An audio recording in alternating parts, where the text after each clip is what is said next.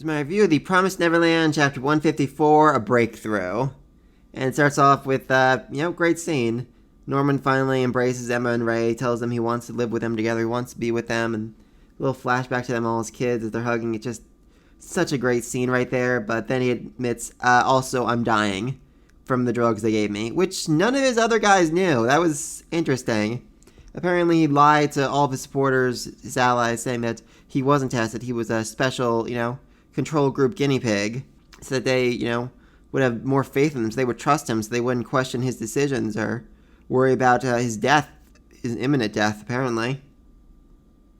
He said, I wanted to be a boss you could rely on. He also says he doesn't regret killing the queen or the aristocrats or any of them, but I'm kind of curious if he regrets killing their family. I'm just saying, there were some kids there. I kind of feel like he could have, still come off the hero if he just killed all the aristocrats and, helped out Gillen so he can become the new king and made it so that Gillen didn't kill any children or family members. I'm just saying, that still probably would have been for the best. And then Vincent has a little temper tantrum, screaming about how he doesn't care what the boss wants. He's going to go kill all the demons. He can't have them turning away from things now. This is their redemption, their salvation. They're going to build a whole new world together. And Sislo is like, dude, that's enough. It's over. Forget about it. We've been relying on the boss too much. We've been using him as a tool for our revenge, but he's human just like us. And I really like this. I definitely was a little concerned about how they react Norman basically betraying their whole ideals and everything they work towards, but, they killed the queens, the aristocrats, those who were literally responsible for Lambda and all that, so they're pretty content. Plus, they care more about Norman than they do about the whole revenge plan. He's the one that saved them. He's the one that gave them new lives, better than they could have ever imagined or dreamed of when they were test subjects. So, that was a great moment. Though Vincent, he stays pretty ticked off the whole chapter, which I like. I thought it'd be weird if they all just suddenly turned around and be like, nah, we're cool with it. Let's just go help the demons. Anyway, moving on to the whole seizures that are slowly killing them issue. Turns out, Adam doesn't get seizures, which is definitely unexpected. I didn't really consider that, but I should have, because, he was at the farm, the Goldie Pond thing for months and months without anything like that happening to him, so it makes sense that he's basically immune to all this for some reason or another. It's kind of genetic defect or something that just makes him immune. I just love Vincent here. He's still annoyed, but just for like a few seconds, you're like, wait a minute. No seizures forever. He's like calculating, doing the figuring in his head, like, how is this possible? Showing that he really is like a researcher above everything else. And I just love this shot of Adam with all the kids around him. Some of them trying to cheer him up, others taking his blood, others trying to figure out complex medical books. It's all just so adorable to me. I love it. Next up is the whole Imperial soldiers are coming to kill us all thing, which concerning, very concerning. For some reason, Norman's plan went astray, and they weren't going where Norman expected them to go, and now they're going after his group. I'm not entirely sure why this is happening. Norman seems to have some kind of theory. Maybe Gillen betrayed them, or maybe something else is going on. Just not sure exactly what. And then Vincent returns to his whole evil villain thing. We're like, haha, how can we save the citizens? They're probably all been poisoned by now. Ha ha ha.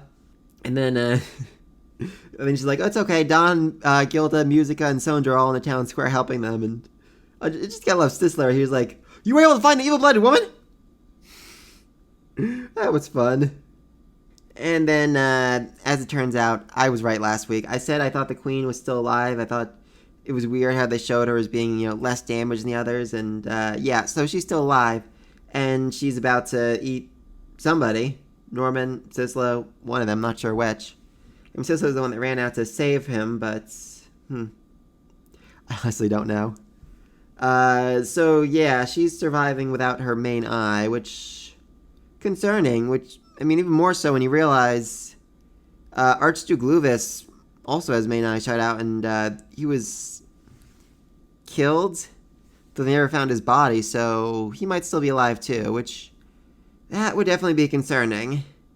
I don't think he's as corrupt as his sister, and he doesn't care too much about all the politics and all that, so I think he'd be a better ruler than she is. Hell, he might even come back and kill her himself so that he can take the throne and be like, I'm tired of all this fighting and bloodshed or something. He loved the hunt, but it was never really about eating the kids for him. It was more about the challenge, the battle for him. So, and maybe now that he's been bested, he's done, he's retired, he's like, all right, I lost, I can move out now.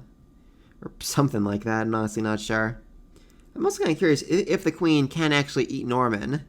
And that was the whole promise with the demon god, you know? Of, you will give me the best of your crop every year, you will not eat him. And if the queen eats Norman, she technically breaks the deal with demon god, and therefore, I mean, that can't be done. Either the demon god's going to show up and, you know, vaporize her, or she just won't physically be able to do it. I'm honestly not sure which. But really, I don't actually know what's going to happen next. I mean, they brought back the queen for a reason. I feel like if, you know, some Deus Machina showed up where they were just able to kill her, or where none of them got hurt, then that would be it, you know? Just, that would feel like garbagey and weak, like, just stupid.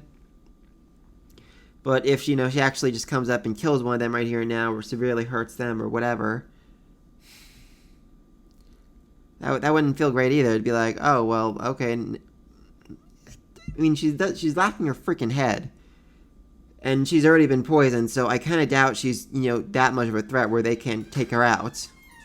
So I kind of feel like somebody has to die right here, but let me know what you think in the comments section down below. Is Queen's back? How? Is Archduke Luvis okay? And who's going to die? Be sure to like, subscribe. Until next time. Peace.